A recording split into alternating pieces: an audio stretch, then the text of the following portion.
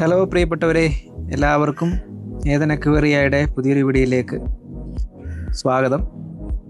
അപ്പോൾ ഇന്ന് നമ്മൾ നമ്മുടെ ഫൈറ്ററുകളൊക്കെ ഏകദേശം ബോട്ടിലിങ്ങിലോട്ട് വരികയാണ്. ശരിക്കും പറഞ്ഞാൽ കുറച്ച് ബോഡി സൈസ് വയ്ക്കാൻ വേണ്ടി അവരെ നമ്മളൊന്ന് മാറ്റിയിട്ടതാണ്. ഇപ്പോൾ അവർ ഏകദേശം ബോട്ടിലിംഗ് സ്റ്റേജ് ആയി കഴിഞ്ഞു. ഇനിയും വെച്ചുകൊണ്ടിരുന്നാൽ റിസ്ക്കാണ്. അപ്പോൾ നമ്മളൊരു ഇച്ചിരി ഏറെ ഹെവി ബോട്ടിലിങ്ങിലേക്ക് പോവുകയാണ്. എല്ലാം നല്ല നല്ല അടിപൊളി കളറാണ്. പ്രത്യേകിച്ച് ഒരു പിഗ്മെൻറ്റേഷനൊന്നും ഇതിനകത്ത് ചെയ്തിട്ടില്ല. കളറാകാൻ വേണ്ടിയിട്ട് പ്രത്യേകിച്ചൊരു ഫുഡൊന്നും കൊടുത്തിട്ടില്ല.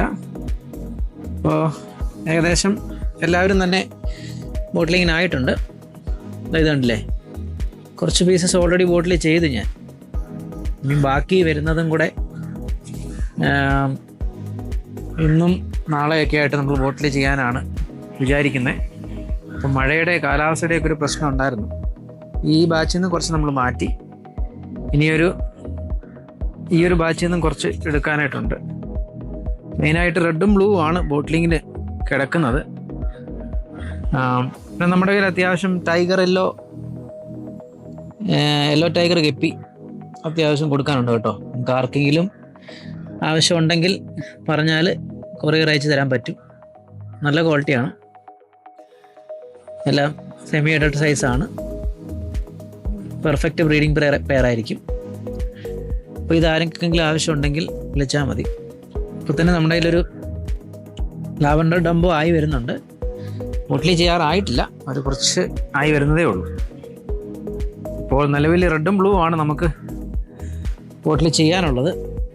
കാരണം കാലാവസ്ഥയൊക്കെ മാറുമ്പം ചെറിയ രീതിയിൽ അവരങ്ങോട്ടും ഇങ്ങോട്ടും കടിച്ചു പറിക്കാൻ തുടങ്ങി. അപ്പം ഇനിയും അവരെ വെച്ചുകൊണ്ടിരുന്നാൽ അത് പണിയാകാൻ സാധ്യതയുണ്ട്. അപ്പം അങ്ങനെയാണെങ്കിൽ ഇന്ന് നാളെയൊക്കെ ആയിട്ട് അവരെ ബോട്ടിലിങ്ങിലേക്ക് മാറ്റണം. ഇതിൽ കുറച്ച് ഫാൻസിയും കിടപ്പുണ്ട്. അത്യാവശ്യം നല്ല ക്വാളിറ്റിയുള്ള മെയിലാണ്. ഇപ്പോൾ തന്നെ അവരുടെ ടെയിലിൻ്റെ ആ ഒരു ഷേപ്പ് നിങ്ങൾക്ക് അതിനകത്ത് നോക്കിയാൽ കാണാൻ പറ്റും. നല്ല ഫീമെയിലും മെയിലും ഒരുപോലെ സെയിം കളറിലേക്ക് വരുന്നുണ്ട്. ഇവരെല്ലാം അത്യാവശ്യമായിട്ട് മാറ്റേണ്ട ആൾക്കാരാണ്. അപ്പോൾ തന്നെ കുറച്ച് ബ്ലൂ ഉണ്ട്, റോയൽ ബ്ലൂ. നല്ല ക്വാളിറ്റിയാണ് കേട്ടോ. ബോട്ടിലിങ്ങിന് മുമ്പ് തന്നെ അവരുടെ ആ ടെയിലിൻ്റെ ഷേപ്പ് കണ്ടോ. ശരിക്കും നമ്മൾ ലേറ്റ് ബോട്ടിലിങ് ചെയ്ത് തന്നെ ഇതെല്ലാം പെയർ സെയിൽ ചെയ്യാമെന്ന് വിചാരിച്ചിട്ടാണ്. ഇപ്പോൾ ഏകദേശം ഒരു 1-2-3 ആഴ്ചക്കുള്ളിൽ തന്നെ പെയർ ഇതിൻ്റെയൊക്കെ അവൈലബിൾ ആയിരിക്കും. അപ്പം നിങ്ങൾക്ക് ആർക്കെങ്കിലും ആവശ്യമുണ്ടെങ്കിൽ എന്നെ കോൺടാക്റ്റ് ചെയ്താൽ മതി. ടർക്കോയ്സ്, സ്റ്റീല്, പിന്നെ റോയൽ ബ്ലൂ. അത്യാവശ്യം നമ്മുടെ കയ്യിലൊരു നല്ല പെയർ സ്റ്റോക്ക് ഉണ്ടായിരിക്കും. വളരെ നല്ല ക്വാളിറ്റിയുള്ള OHM തന്നെ, പ്യൂർ OHM തന്നെയാണ് നമ്മൾ ബ്രീഡിങ്ങിനായിട്ട് എടുത്തേക്കുന്നത്. അപ്പോൾ അതുകൊണ്ട് അത്യാവശ്യം നല്ല റിസൾട്ട് നിങ്ങൾക്ക് കിട്ടും. ഒരു 2-3 ആഴ്ചക്കുള്ളിൽ നമ്മുടെ പെയറുകളെല്ലാം സെറ്റായി വരും. ആ സമയത്ത് പെയർ ആവശ്യമുണ്ടെങ്കിൽ നമുക്ക് സെറ്റാക്കാം. ഇതൊരു ടർക്കോയ്സ് തന്നെയാണ്. ശരിക്കും ഇതിൽ റോയൽ ബ്ലൂവിനേക്കാൾ കൂടുതൽ ടർക്കോയ്സ് ആണ് കൂടുതൽ കിടക്കുന്നത്.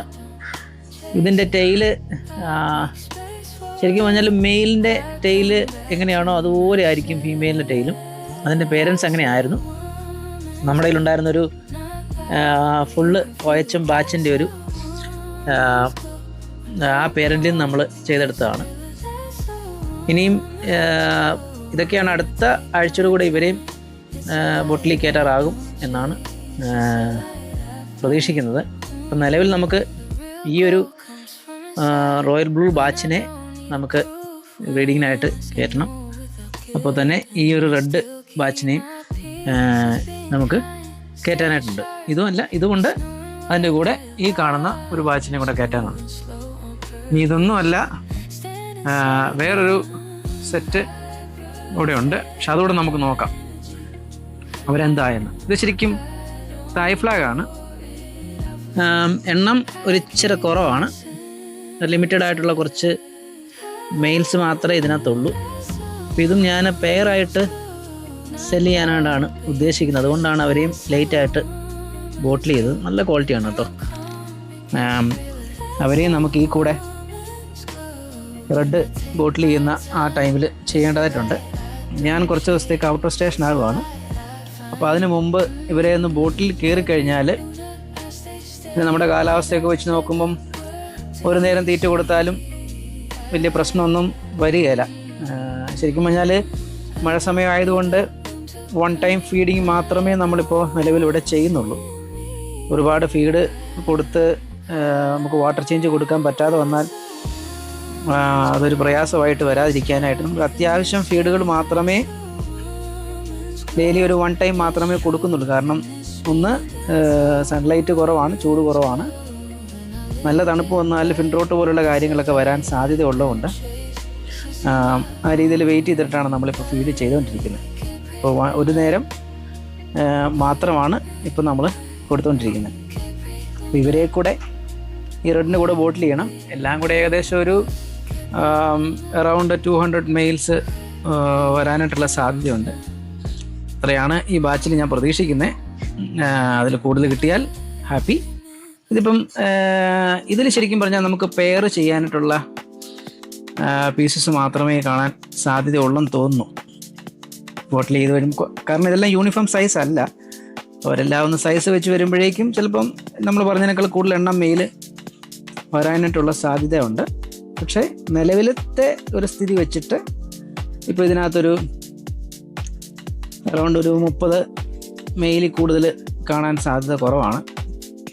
അപ്പോൾ എനിക്കിതിൽ നിന്ന് കുറച്ച് ബ്രീഡിംഗ് സ്റ്റോക്കായിട്ട് മാറ്റണം. തായ് ഫ്ലാഗ് നല്ല ലൈൻ ആയതുകൊണ്ട് ഈ ലൈനിൽ കുറച്ച് എടുത്ത് സെപ്പറേറ്റ് ചെയ്യണം.